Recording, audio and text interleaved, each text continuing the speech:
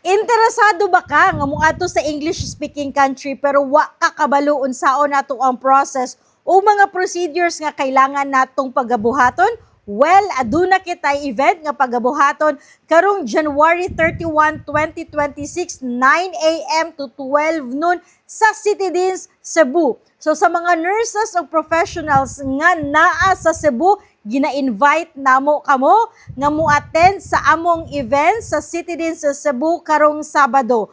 We will have a discussion with regards to the NCLEX preparation, NCLEX application, and definitely ang English Language Proficiency Examination, particularly ang Pearson Test of English. Ang kaning event makatabang kaayo sa inyo ha, aron makabalo mo unsaon ang proseso. So this is not only specific to the nurses, but everybody who will be taking their English language proficiency examination in preparation for their career move forward, specifically those who are interested nga mogamit sa Pearson Test of English. So ayaw ninyong kalimti sa pagmark sa inyong calendar, aduna kitay daghang mga vouchers, daghang promos nga gikan sa IPAS Processing 9.09er and Pearson Test of English. So don't forget to invite your friends, colleagues, and family members to attend this event. I-include na ko ang link para sa registration para maka-register mo